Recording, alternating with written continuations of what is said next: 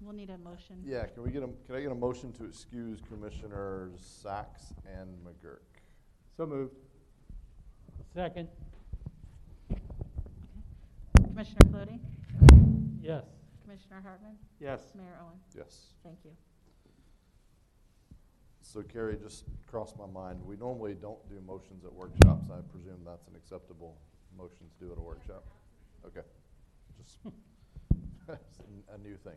All right, so the purpose of this meeting is to go over the budget. Khaled? Yes, this is the mini budget workshop for the airports and development services. And Rhonda could not be with us. Her brother died on Sunday. Oh, no. So Adam is the assistant airport manager. He will go over the presentation, and if you have any questions, we'll be happy to answer them. All right. Well, we wish Rhonda's family well in this time, so. Adam? Good evening, guys. My name is Adam Obianco, as Khaled said. I've been the assistant manager for about 12 months. I have not had the opportunity to meet everyone, especially with the COVID protocols, so it's nice to kind of see everybody here.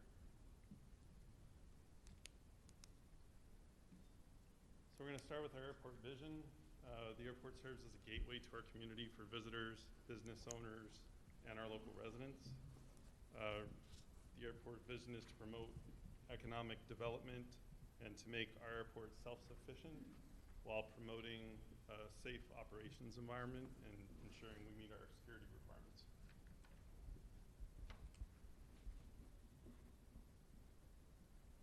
The airport's organized. This might be familiar from last year. We have airport manager, assistant manager position, which we're hoping to continue in perpetuity. It was not that way in the past, but for succession planning. We have our contract administrator, airport maintenance workers, and then we'd like to add the position of airport grounds maintenance worker. This is to address some of the return of property. We have about 5 acres of infield that's been returned to us now that the police shooting range and the dog training area is no longer in use. That's falling back on the airport. As well, some of our capital improvement projects, which we'll be discussing, are going to be removing pavement and adding a lot of sod. Altogether, it's about 15 additional acres of grass to be mowing every week in the growing season. Florida sunshine and rainwater. Quick question on that. Does Yes, it sir. have to be returned to, I don't know where it's at, and you'll probably get to hit this, but does it have to be returned to sod, or could it just allow it to go back to just like native, kind of under, keep it low? Obviously you don't want trees, but does it have to be sod? Just something to think about. It has to, yes, sir. It has to be an airport-friendly grass blend that doesn't contain anything that'll go to seed and attract wildlife. It's a very specific mix that they I put got on the you, airfield. okay. But it could be Bahia, Adam, correct? Yes. It doesn't have to be St. Augustine. Yes, I believe. Our airport staffing, last year they added my position, and this year we'd like to add that groundskeeper, so that would bring our total airport operations staff up to 6.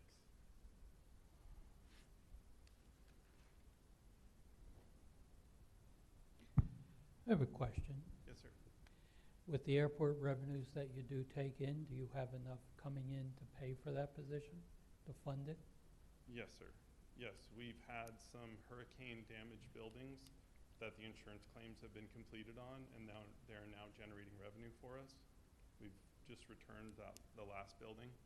And then we also have the T-hangers that we've built this year, and the extra 15 T-hangers will help with that as well. Okay.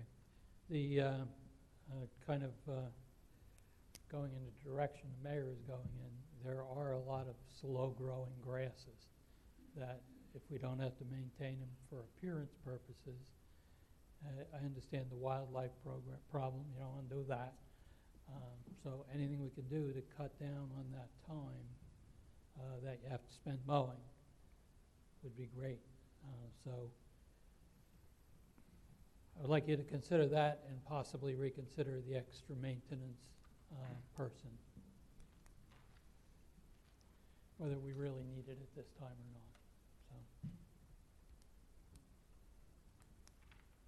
One of the side effects of that position would be that it would free up our other two maintenance workers to do more daily responsibilities with our fuel farm, our tenant building maintenance, the airport surface maintenance. So the grass is certainly a part of it, but it would also remove some of that burden from our other maintenance staff. In the top line, the personnel expenses, the variance of 7%, that reflects the potential new person, as well as the numbers that were released for the PACS, the pay classification schedule. Our operating expenses, it's about 2%, the $45.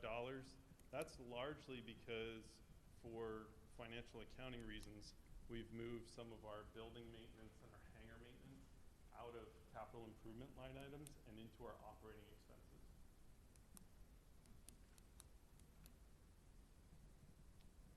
Our capital outlay is up significantly.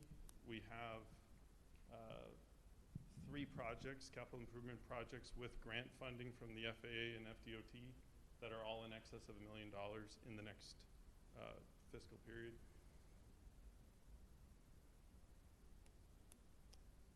As you can see in the bottom, our FAA and FDOT grants will basically double in this upcoming year.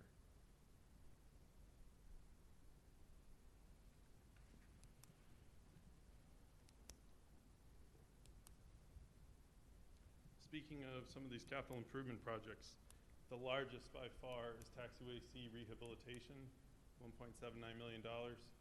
That is where Taxiway Charlie, which is a primary operating surface for us, is going to be rehabilitated, and parts of Taxiway Echo, which came from an old runway. You may recall there was another runway, 1533 were the runway numbers. That now terminates where the police station and the fire station are. All of that additional pavement, the FAA is willing to pull up to make it very defined that it's a taxiway and it's no longer a runway.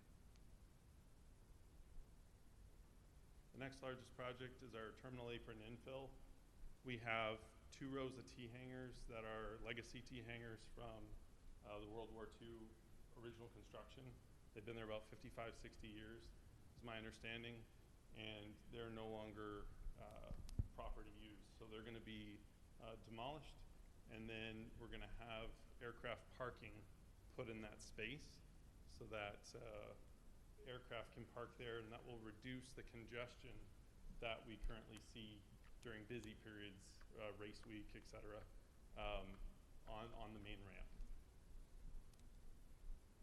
The airport administration and maintenance facility, that's going to be our new office. That's where we're going to be moving to, and all of our airport equipment is currently stored in the Bravo and Charlie buildings that are going to get demolished. And so the back half of the airport maintenance facility is going to store all of our airport equipment in a secure space on the air side.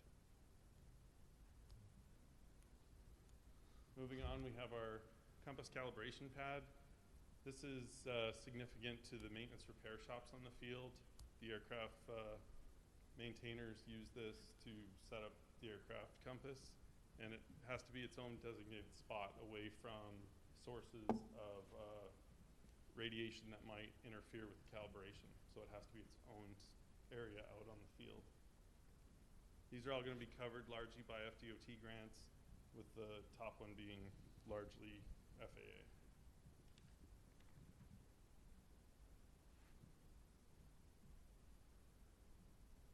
A little bit smaller scale projects. We have a fuel farm improvement that we're seeking another 12,000 gallon fuel tank. That's, sometimes we can get in a bind with having to give fuel operators, the fuel suppliers, 48 hours notice, but our consumption rate is very high, especially during those busy periods. So having this additional fuel tank will be able to guarantee the best price for fuel when the truck's available and have an ample supply at the airfield. The environmental assessment for runway 1129 extension. Previously this year, the commission voted in support of moving for 1129 and away from 725. This is the preliminary steps to make sure that that surface remains viable in the future. Wildlife hazard management plan, we discussed briefly with the grass. This $25,000 project, it's basically gonna create a plan, and it's gonna be addressing how we move forward responsibly to make sure that we're not attracting wildlife that could interfere or impact our operations. And then for our personal cost with no grant assistance, we have airfield mowing equipment replacement. Our current batwing bush hog, it's our very large mower that we use. It's past its service life, and we're scheduled to get that replaced. I would also like to add a zero-turn mower for the detail areas on the airport. That's in between the hangars, around the taxiway lights, areas where it's not ideal or safe to bring the big mower. And then finally, we have office furniture and office equipment. Because the airport has added my position, and because we're moving to a building that has an office for the assistant manager outside of the conference room, we're gonna have two separate offices, and so we have just a variety of furniture and equipment on there.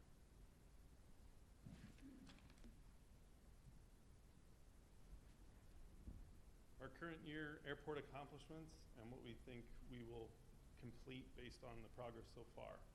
So we have completed the design phase for the Taxiway Charlie Surface Rehabilitation Project, which included revised geometry. So this is gonna help aircraft that are taxiing up Charlie to the runway. Instead of coming in at a 45-degree angle, they're gonna come in at a 90-degree angle, like a four-way stop. It provides them with much better visibility, and it's an FAA requirement for this geometry moving forward, so we've incorporated that. We also have completed our design phase for the terminal infill project, which will include the demolition of the Bravo and Charlie buildings. We've completed the design phase for the airport administration and maintenance building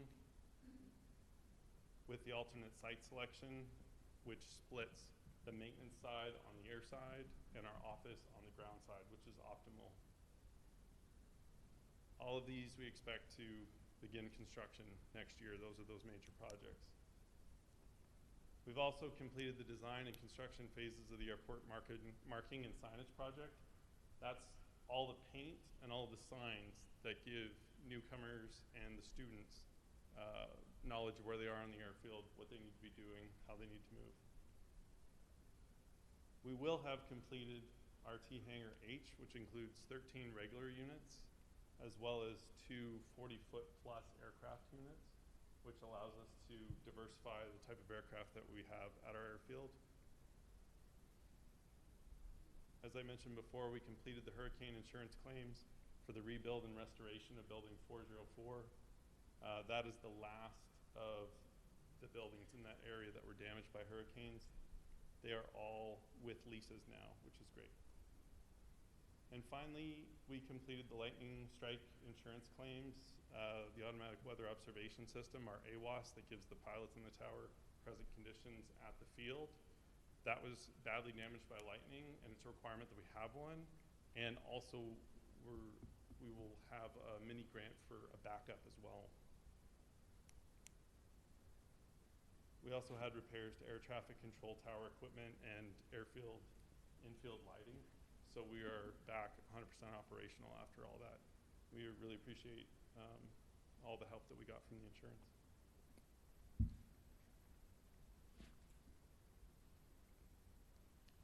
Talk about some goals. Goal is to maintain our airport runways, taxiways, and airfield for safety and appearance. We want to provide a first-class aviation facility to the flying public. We want to make the airport industrial park self-sufficient, which is best achieved through the construction of facilities and the rental of these facilities, making sure we get leases on all of our properties.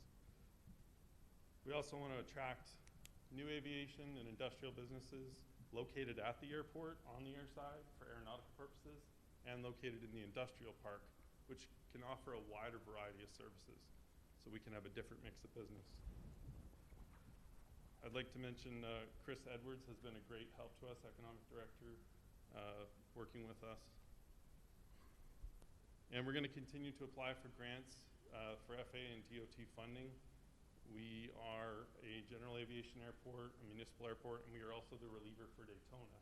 And so we have a responsibility to keep our airport as current and up to date as possible, and the funding that we get allows us to do that.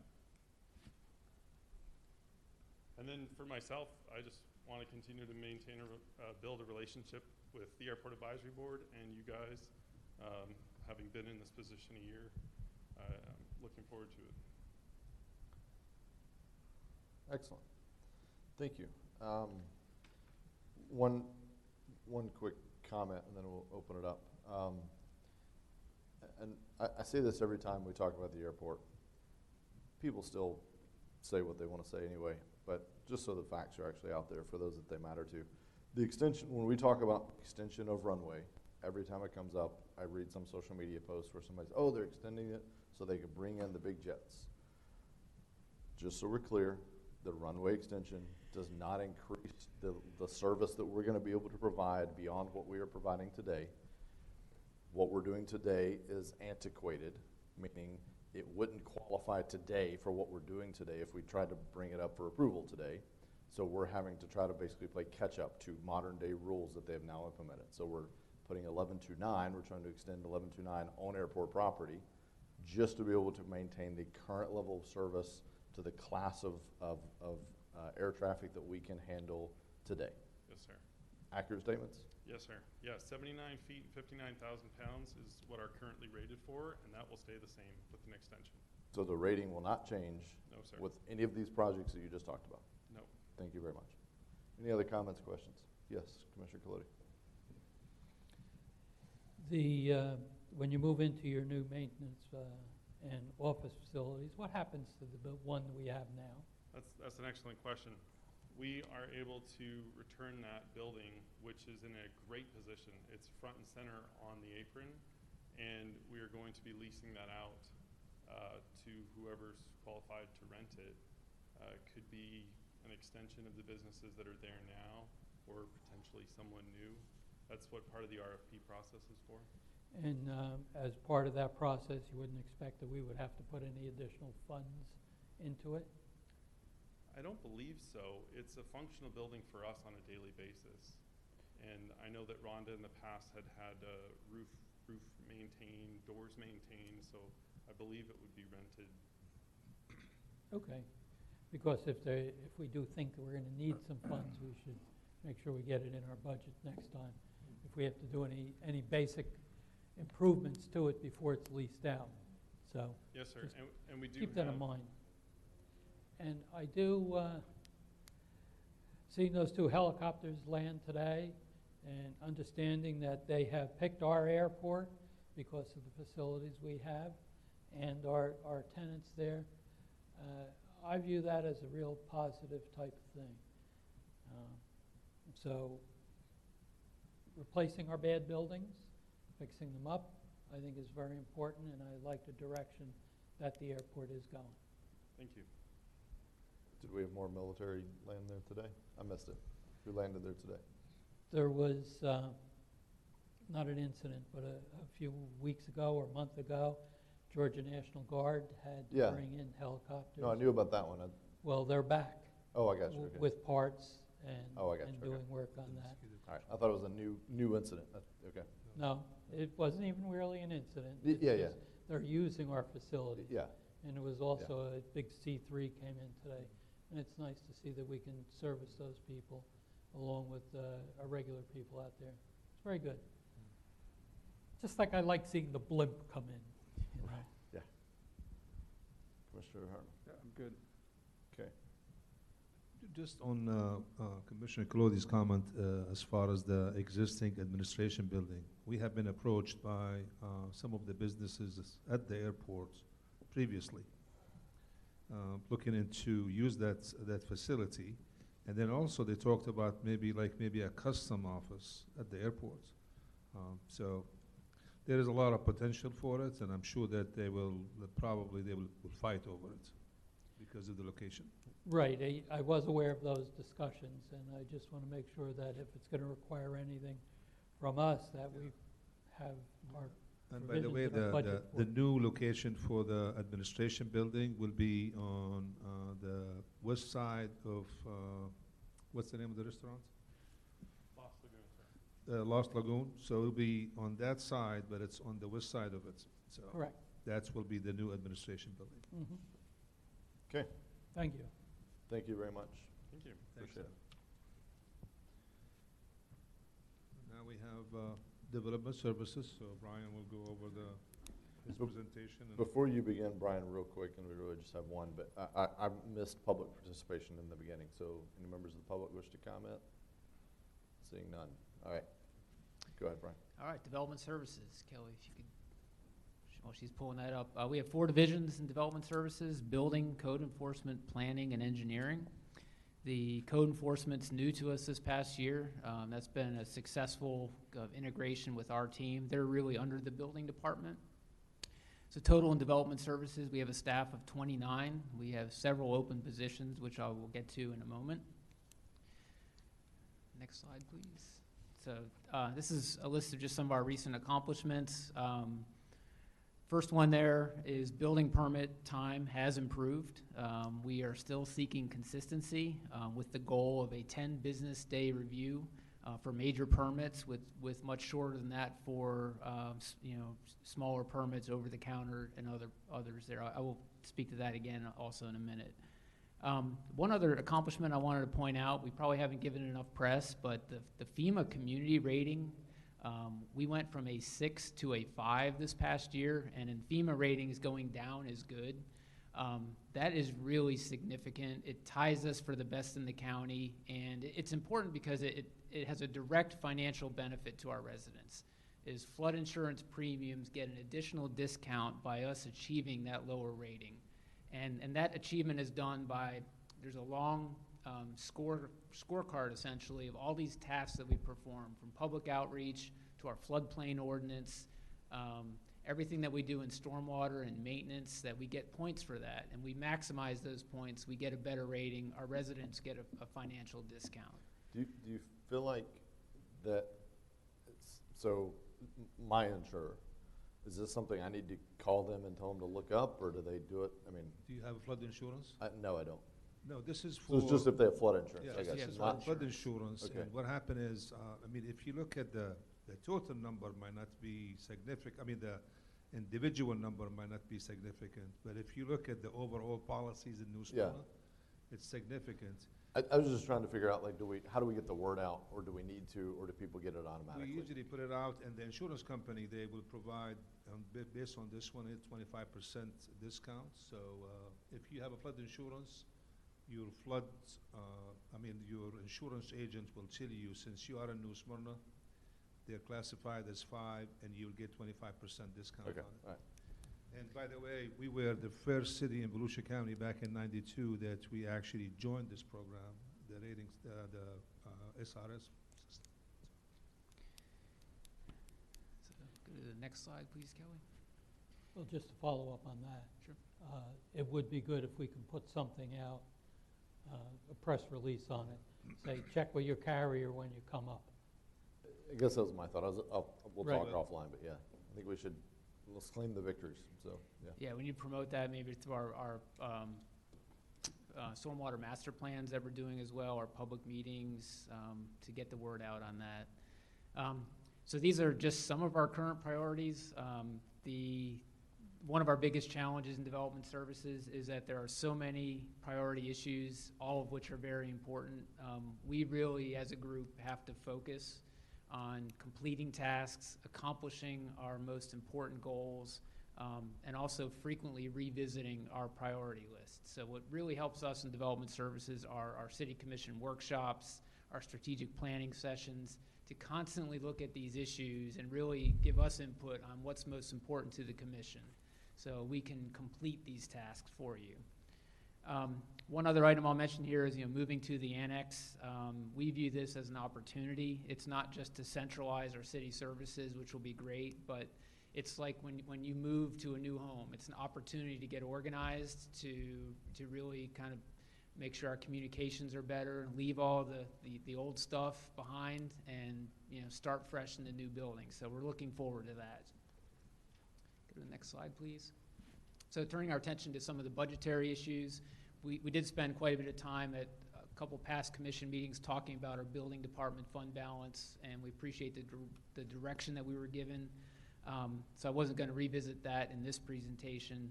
Looking ahead to next fiscal year, we did recently hire the 2 additional code enforcement positions that were approved this year by the commission. I believe they start in April. There's still 1 part-time commission that's open. Some new positions in building that we're considering adding. One is a commercial building inspector. This isn't really a new position. We outsource this currently to a contract employee, and he may be retiring at some point, so we want to be prepared to replace that. Second is a fire inspector. We have 1 fire inspector now, and also the fire marshal goes out and performs some inspections.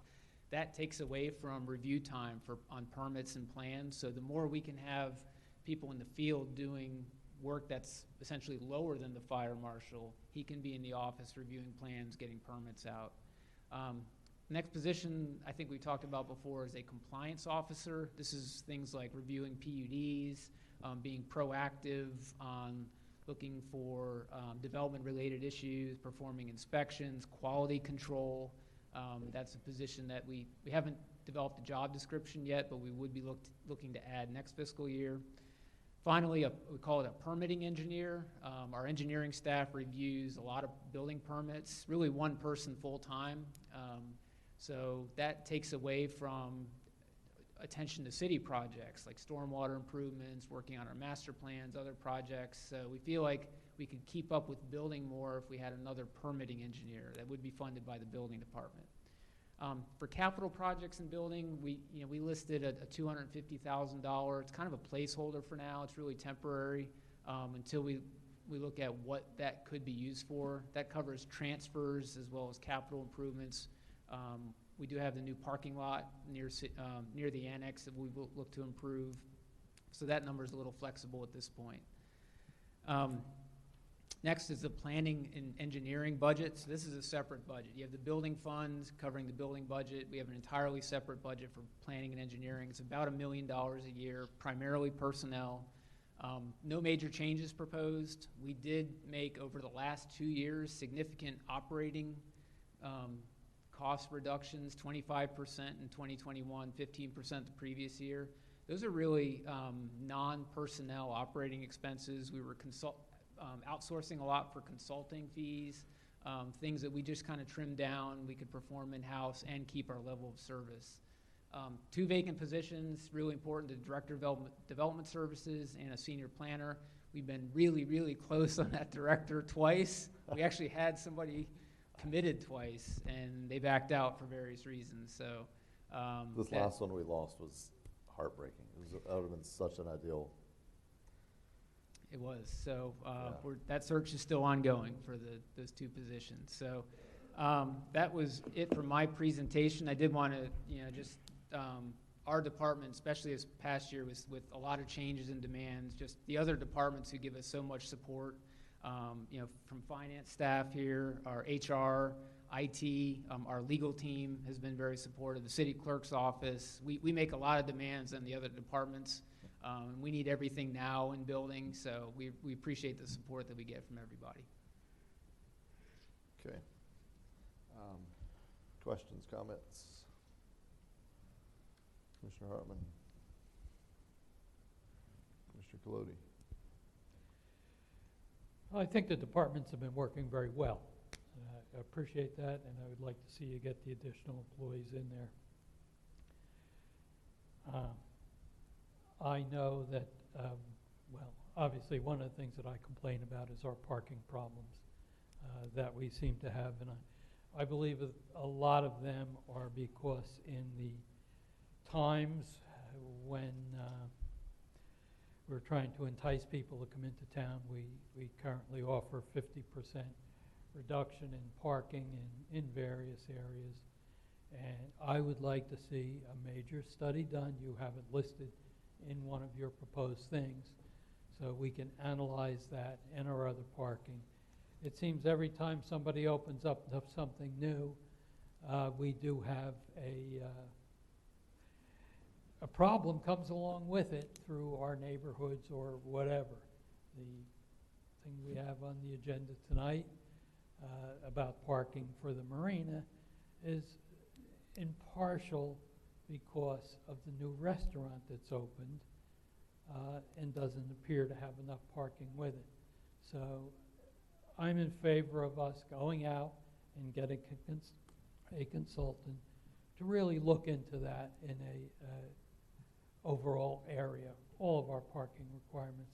It seems right now we're creating problems for ourselves and trying to find a way to solve them. So I would like us to really move that along. It's part of our strategic planning. So I would really like to go forward with that study. That's it. Mayor, I did have one thing. I apologize. With regards to the fire inspector, have we looked at in-house people doing it maybe on a part-time basis?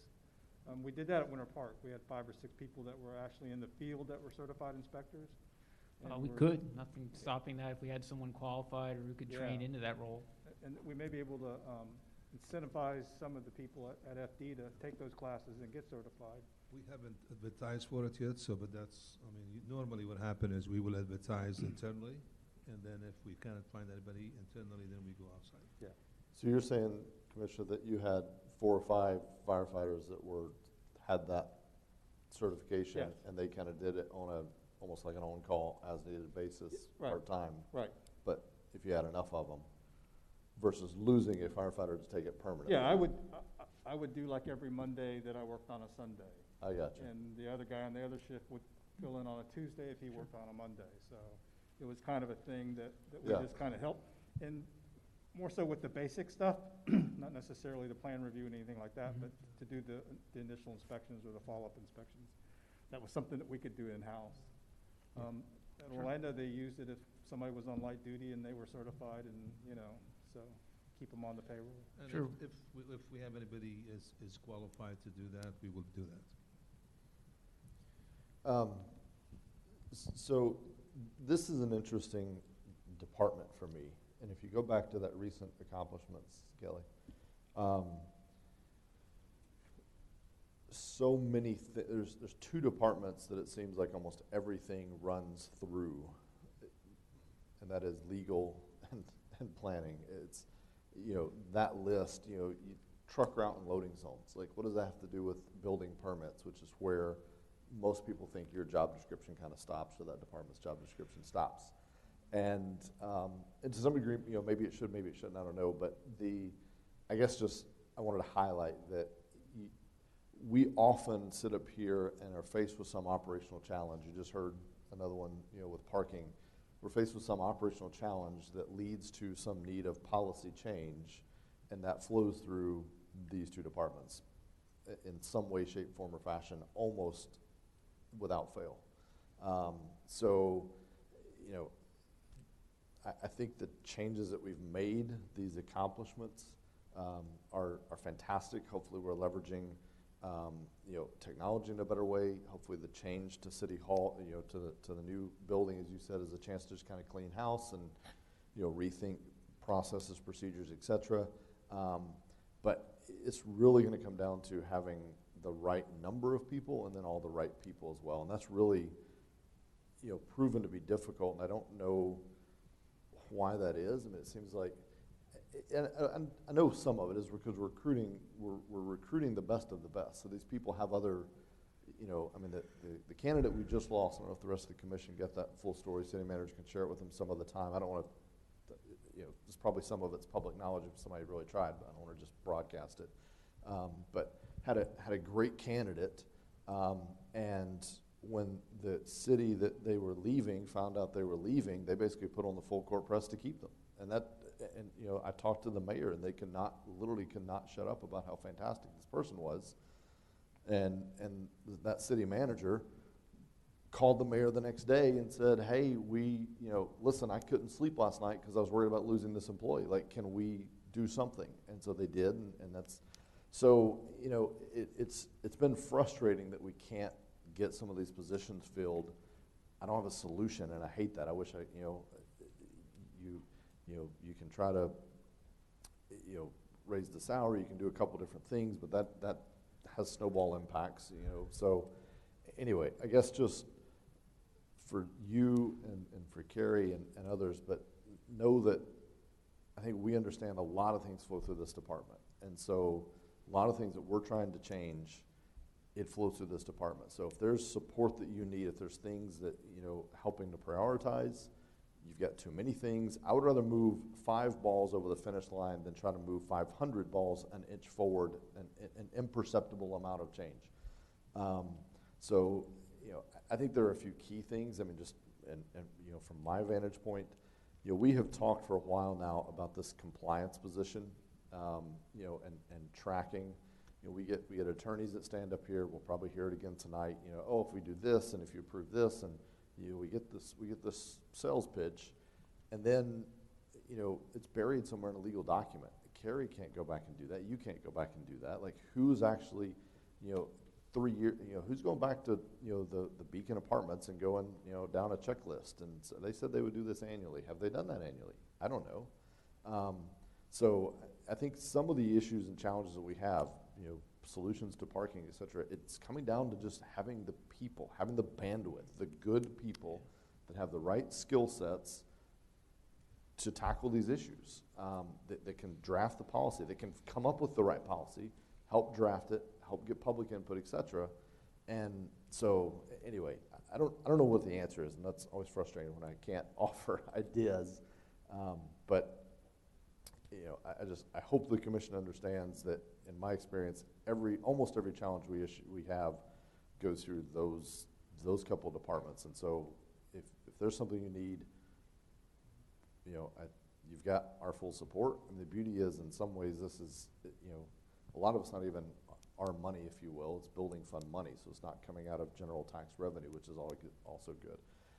Last thing I wanted to share is, I talked to someone that voted for the bill that required us to make the change we just had to make related to building funds, and I explained to him, I said, look, I think it's terrible. I don't agree at all that we just had to do this, but just wanted you to know we've done it.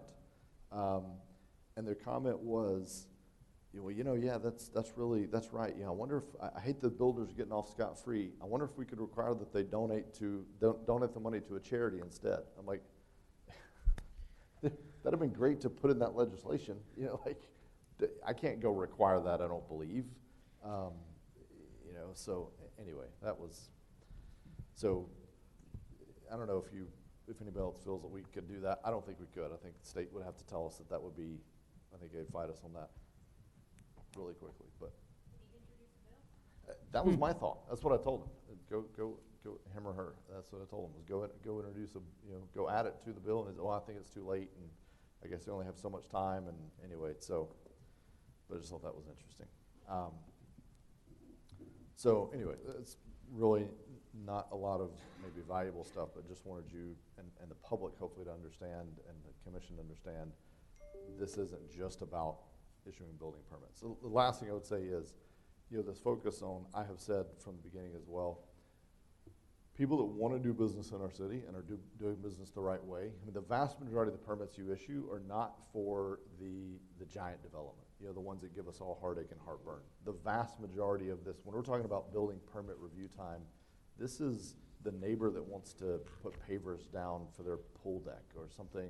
These are those kind of permits that they keep business going, they employ small business owners, and we all need them.